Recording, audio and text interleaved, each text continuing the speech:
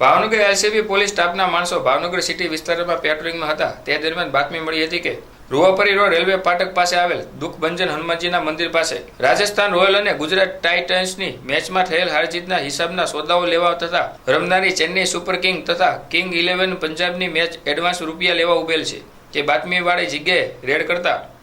રાજેશભાઈ દેવસીભાઈ જાંબુચા રહે શ્રમજીવી સોસાયટી ખેડૂતવાસવાળાને રોકડ રૂપિયા 26,200ના મુદ્દામાલ સાથે ઝડપી લઈ ધોરણસરની કાર્યવાહી હાથ ધરી હતી।